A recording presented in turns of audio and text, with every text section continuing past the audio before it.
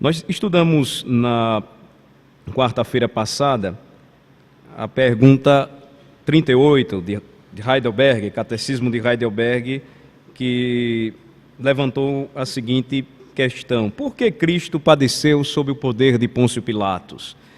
Então nós vimos que Cristo padeceu sob o poder de Pôncio Pilatos, e a Escritura nos ensina a respeito disto, para que inocente fosse condenado por um juiz temporal, e que também ele, inocente, uma vez condenado por um juiz humano, ele pudesse nos livrar do juízo divino, do severo juízo que havia de vir sobre nós. Então é importante notar, e nós vimos isto, que o julgamento injusto sofrido por Jesus nos faz lembrar que, profeticamente, tudo o que foi dito a seu respeito, ele experimentou. Inclusive, ser julgado injustamente, condenado no lugar de um iníquo. Pediram Barrabás, pediram que Barrabás fosse liberto, enquanto solicitaram que o Cristo, que só fez o bem, fosse morto e crucificado. Nós vimos que nas narrativas bíblicas, Pilatos, vendo tudo o que estava acontecendo, interrogando a Jesus, repetiu várias vezes: eu não vejo culpa neste homem, ele é inocente para mim, eu não estou vendo motivo para que ele seja morto. E chegou ao ponto de ter então lavado suas mãos e entregue ele para ser crucificado. Mas o fato de Pilatos ter lavado a sua mão, tentando fazer-se inocente quanto ao sangue daquele justo, não o retira, ou não retirou dele a culpa de, sendo ele o responsável e o juiz temporal por aquele caso, aquele juízo, ele permitisse, se deixasse levar pelo que a turba, pelo que o povo queria. Então, isto nos faz pensar, irmãos, como pesa sobre os governantes, aqueles que foram investidos de autoridade pelo Senhor, a responsabilidade de governarem e julgarem retamente. E nós precisamos ter muito cuidado, e eu peço aos irmãos que estejam em oração diante do que nós estamos vendo em nosso país. É até empolgante ver pessoas nas ruas indignadas com o que está acontecendo, mas o cristão deve ser como uma pomba simples, como uma serpente prudente. Tenhamos muito cuidado e observemos que em nenhuma parte da Bíblia nós encontramos cristãos fazendo ou realizando passeatas e manifestos. Eu não estou aqui negando o privilégio que nós temos enquanto cidadãos deste mundo de manifestarmos a nossa indignação, de mostrarmos e denunciarmos denunciarmos a corrupção dos homens. Mas tenhamos cuidado e percebamos que as autoridades investidas e constituídas por Deus, elas já vão responder por si mesmas o que estão fazendo, e nós precisamos ter todo o cuidado para não nos deixarmos levar por sempre aqueles que estão por trás de movimentos. Tenhamos muito cuidado e percebamos que Pilatos foi fraco e deixou-se levar pela turba. E nós precisamos observar que ele foi responsável pela crucificação do Senhor Jesus Cristo. Cabe a nós então olhar e perceber o que Cristo fez por nós. Ele poderia reivindicar os seus direitos e dizer: olha, eu vou sair daqui, porque eu não sou merecedor do que estou recebendo. Mas ele então se entrega e dá a sua vida para o seu povo, para que o seu povo então entendesse também qual o caminho que deve seguir. Hoje nós vamos trabalhar a pergunta de número 39, e a pergunta 39, ela prossegue neste raciocínio e diz o seguinte: foi mais importante Cristo ter sido crucificado que morrer de outro modo? É um fator necessário, nós precisamos entender por que Jesus Cristo foi morto e crucificado. Ele poderia morrer de outra maneira? Então, Heidelberg trata desse assunto e ele diz assim: sim, porque este gênero de morte me garante que ele carregou sobre si a maldição contra mim, porque a morte de cruz é amaldiçoada por Deus. Então, existem duas passagens aqui sugeridas pelo catecismo, mas eu queria antes olhar com vocês um salmo que nos mostra algo importantíssimo, maravilhoso. Vamos para o Salmo 22, vamos lá. Salmo 22. É o salmo que mostra, descreve a humilhação do nosso Redentor e depois como este sofrimento e humilhação o conduziu à vitória. Na realidade, o que revelava a aparente fraqueza para o mundo, porque Jesus Cristo, sendo o Filho de Deus, estava se entregando para uma morte maldita. Na realidade, era o caminho para a sua vitória. Então, observem o Salmo 22. O Salmo 22, até o versículo de número 21, ele descreve, no primeiro momento, a humilhação de Jesus, e é sobre este assunto que eu gostaria de tratar aqui com vocês, com meus irmãos, nesta noite. Começa assim, prestem atenção. Deus meu, por que me desamparaste? Porque se acham longe de minha salvação as palavras do meu bramido. Então, nós já, de início, lembramos onde estas palavras elas foram ditas. Muito tempo depois. Foram ditas na cruz pelo nosso Senhor e Salvador Jesus Cristo. Versículo 2: Deus meu, clamo de dia e não me respondes, também de noite, porém não tenho sossego. Contudo, tu és santo, entronizado entre os louvores de Israel. Nossos pais confiaram em ti, confiaram e os livraste. A ti clamaram e se livraram, confiaram em ti e não foram confundidos. Mas eu sou verme e não homem, opróbrio dos homens e desprezado do povo. Todos os que me veem zombam de mim, afrouxam os lábios e meneiam a cabeça. Confiou no Senhor, livre-o ele, salve-o, pois nele tem prazer. Há uma descrição aqui, irmãos, do que Cristo experimentou na cruz. Salvou a tantos e não pode salvar-se a si mesmo. Se és o Filho de Deus, desce da cruz agora. É uma descrição profética de muito tempo atrás. Foi profetizado muitos séculos antes da encarnação do Messias prometido. Versículo 9: Contudo, tu és quem me fez nascer e me preservaste, estando eu ainda ao seio de minha mãe, referência à encarnação. A ti me entreguei desde o meu nascimento, desde o ventre de minha mãe. Tu és o meu Deus, não te distancies de mim, porque a tribulação está próxima e não há quem me acuda. Muitos touros me cercam, fortes touros de Bazã me rodeiam. Ele aqui está descrevendo o sofrimento e a agonia que o Senhor experimentou. Quanto mais se aproximava a sua morte maldita, a sua crucificação, os touros aqui de Bazã eram touros conhecidos como os mais fortes daquela região, de uma região montanhosa, e onde os touros eles se esforçavam para comer nestas montanhas e, portanto, eles eram muito fortes. E ele descreve os seus inimigos como fortes touros que o rodeavam. Versículo 3: Contra mim abrem a boca, como faz o leão que despedaça e ruge. Ele estava pronto para ser engolido por seus inimigos. Derramei-me como água e todos os meus ossos se desconjuntaram. Meu coração fez-se como cera, derreteu-se dentro de mim. Secou-se o meu vigor como um caco de barro, e a língua se me apega ao céu da boca, assim me deitas no pó da morte. O Senhor Jesus sofre, ele transpira sangue, ele sente sede, e ao invés de receber água, dão a ele uma espécie de vinho semelhante ao sabor do vinagre, que era um vinho que os soldados romanos gostavam muito de tomar, e é aquilo que é dado a ele quando ele está morrendo de sede.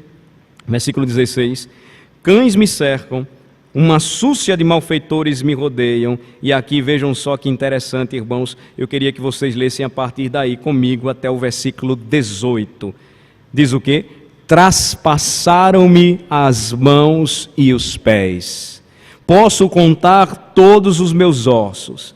Eles me estão olhando e encarando em mim. Repartem entre si as minhas vestes e sobre a minha túnica deitam sortes. Irmãos, naquele período, o método de punição, de julgamento, através da crucificação, não existia. Não existia crucificação nos dias de Davi.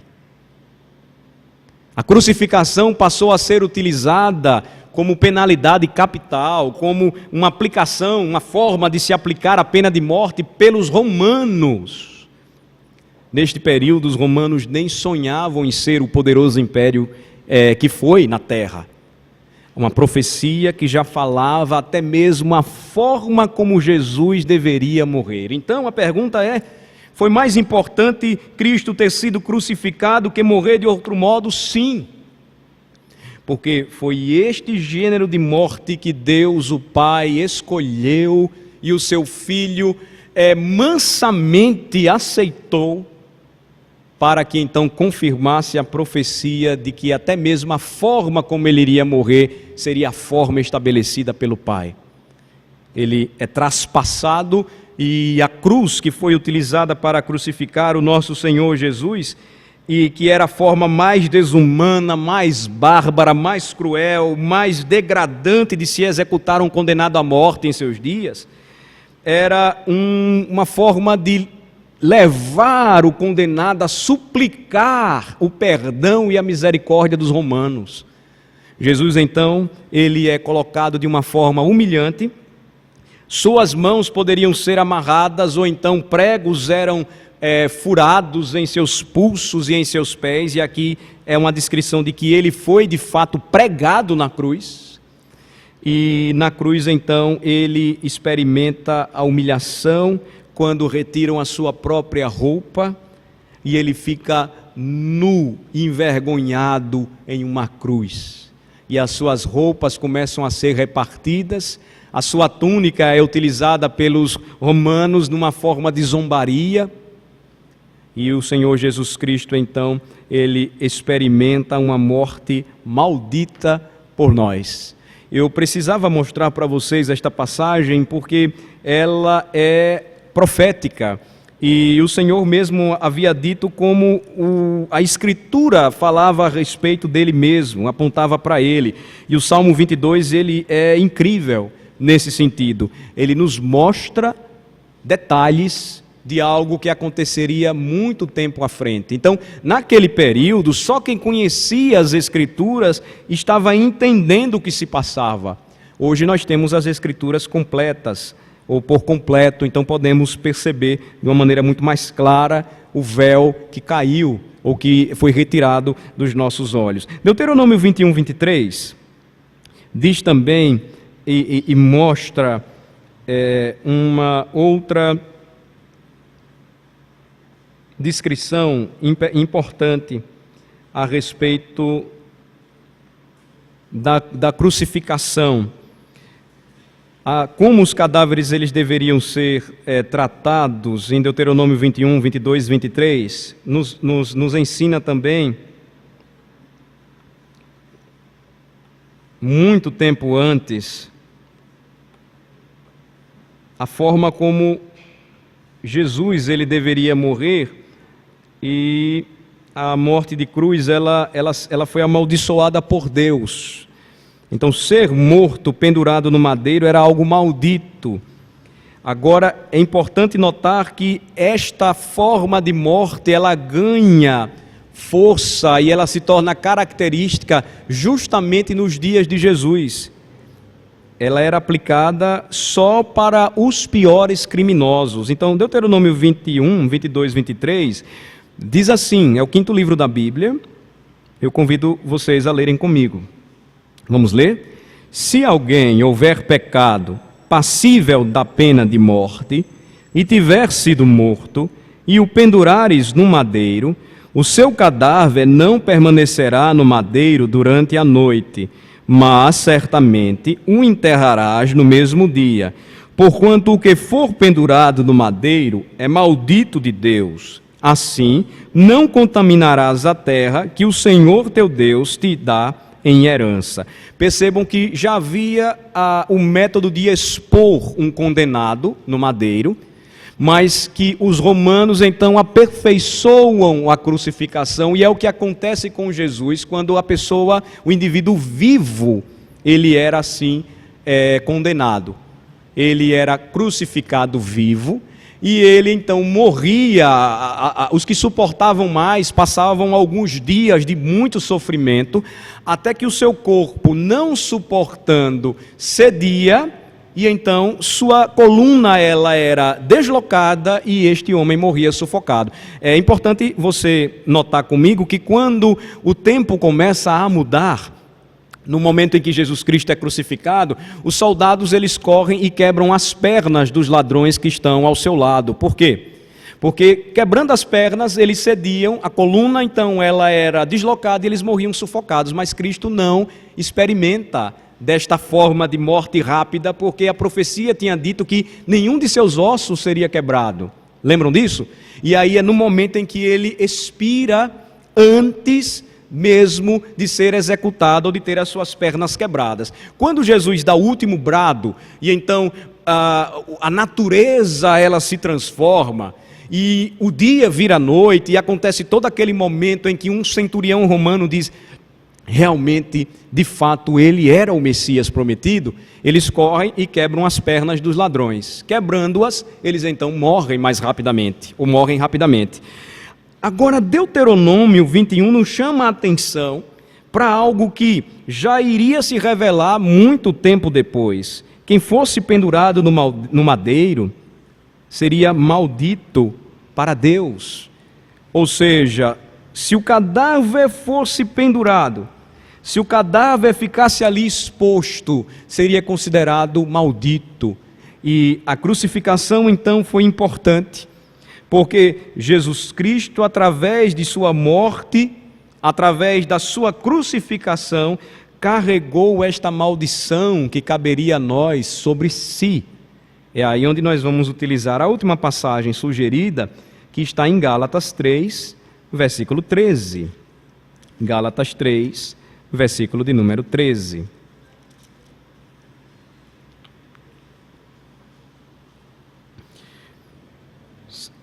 Quem fosse pendurado no madeiro, estando morto, era considerado maldito de Deus. Davi profetizou a forma como Jesus deveria morrer. Ele seria crucificado vivo, que era um método utilizado por Roma, pelo Império Romano. E então, diz o versículo 13 de Gálatas 3, o seguinte. Vamos ler o versículo 13. Cristo nos resgatou da maldição da lei, fazendo-se Ele próprio maldição em nosso lugar, porque está escrito: maldito todo aquele que for pendurado em madeiro. O apóstolo Paulo cita Deuteronômio 21, 23. Ele cita que Jesus foi considerado maldito em nosso lugar, sendo Ele puro, inocente e justo, a fim de que acontecesse o seguinte conosco, o versículo 14. Vamos ler o 14? Para que a bênção de Abraão chegasse aos gentios em Jesus Cristo, a fim de que recebêssemos pela fé o Espírito prometido. As portas do céu se abrem através da maldita morte sofrida pelo nosso Redentor.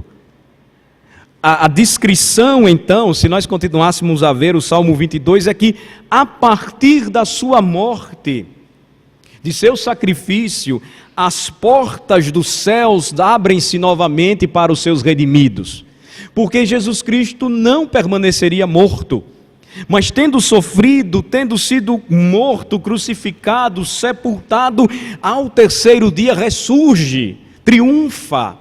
E o seu triunfo, então, nos faz lembrar aquilo que a própria Bíblia maravilhosamente vai descrever.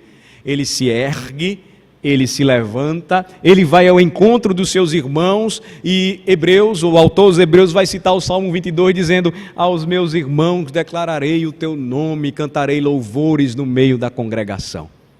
Jesus Cristo, para que pudéssemos receber a bênção que Deus prometeu a Abraão, ele então nos resgatou da maldição da lei, fazendo-se Ele próprio maldição em nosso lugar. Portanto, meus queridos irmãos e irmãs, o que é que nós aprendemos hoje em síntese, em resumo? A crucificação, se não fosse necessária, Cristo não teria escolhido esse modo de morrer. As coisas não acontecem por deliberação humana, mas divina. Então, até mesmo, irmãos, quando nós estamos envolvidos, nós estamos neste mundo, nós temos os nossos compromissos, não nos esqueçamos da nossa principal missão nesta terra, que é profética, que é missionária, que é de testemunhar o Cristo crucificado para o mundo. Obviamente, este envolvimento vai nos levar a participar de diversos momentos e acontecimentos do nosso país, da nossa nação. Trago novamente aos irmãos a importância primeira de orar. E se vocês entenderem que devem participar e se envolverem mais ativamente nas manifestações que estão acontecendo, façam, mas com muita prudência. Sejam simples e prudentes ao mesmo tempo. Vejam o que é que está acontecendo. Busquem agir pacificamente. Se perceberem que há violência no meio, se afastem. Não é este lugar que devemos andar, ou onde nós devemos caminhar. Devemos lembrar primeiramente que, do mesmo modo como divinamente o Senhor providenciou Jesus Cristo para ser o nosso Redentor, do mesmo modo Ele nos colocou aqui, porque nós temos uma missão importante a cumprir. Nós devemos ter consciência, primeiramente, de que devemos cumprir o nosso chamado e a nossa vocação, levando este maravilhoso Evangelho para que a bênção de Abraão, ela continue alcançando as nações. Em segundo lugar, a morte de cruz era a mais cruel das condenações, das mortes. Destinava-se aos pobres, aos marginais e aos estrangeiros. Então, malditos eram todos os crucificados. É o que a história descreve, é o que a própria Bíblia nos diz. E aí nós encontramos o grande amor de Jesus por nós. Ele se fez maldito para que nós, os seus redimidos, nos tornássemos benditos. Nós éramos malditos. Ele sempre foi bendito e o será para todos sempre. Se fez maldito para que então nos tornássemos benditos, para que fôssemos uma bênção onde quer que estivéssemos. Se Deus permitir, na próxima quarta-feira nós continuaremos estudando e agora nós vamos aprofundar mais o assunto e vamos ver por que foi necessário que Cristo se humilhasse tanto e se humilhasse até a morte. Mas será um assunto para a próxima aula, para a próxima lição, se Deus nos permitir. Vamos orar. Ó Senhor, nosso Deus e nosso maravilhoso Pai, nós agradecemos ao Senhor por Jesus Cristo, porque tudo foi planejado pelo Senhor desde a eternidade. Nada aconteceu por acaso, como até hoje nada acontece por acaso, mas tudo ocorre, tudo se processa, tudo acontece em nossa história de acordo com a determinação do Senhor. Sabemos da nossa responsabilidade e da necessidade que tínhamos ao Senhor e que temos como homens de nos arrepender e crer em Jesus para a nossa salvação. Mas estávamos impossibilitados pelos nossos próprios pecados, afastados, distantes do Senhor pelas nossas iniquidades. Por isso, Senhor, nós rendemos graças ao Teu nome, por Jesus Cristo, nosso Senhor e Salvador, porque, sendo Ele santo, justo, poderoso, abdicou de sua glória temporariamente para habitar entre nós e para atender a um plano eterno e maravilhoso de salvação, para nos resgatar da maldição da lei, fazendo-se Ele mesmo maldição em nosso lugar, porque Ele mesmo sabia que maldito seria todo aquele que fosse pendurado em madeiro. Mesmo assim, Ele aceitou de bom grado e humildemente Ele foi até a cruz. Ele sofreu e morreu por nós, para que a bênção de Abraão chegasse até nós, para que nós, uma vez malditos e condenados ao fogo eterno, fôssemos considerados benditos do Senhor, em nome de Jesus Cristo. Louvamos o teu nome, Senhor, e pedimos que nos ajude a entender qual é a nossa principal missão, qual o testemunho que nós devemos dar, qual deve ser a nossa maior e principal preocupação nesta terra, o que devemos ser, o que devemos fazer, e que o Senhor esteja conosco, e que o Senhor nos dê sabedoria, e que acima de tudo nos dê um coração agradecido por sabermos que não somos nada, somos como vermes, mas o Senhor nos colocou e nos fez assentar com Cristo em lugares celestiais. Ele foi considerado como nada, sendo o Filho poderoso do Senhor, sendo o Rei dos Reis, a fim de que pudesse então promover e trazer até o teu povo a verdadeira paz. Oramos assim, Senhor, agradecidos por esta bênção, em nome de Jesus. Amém.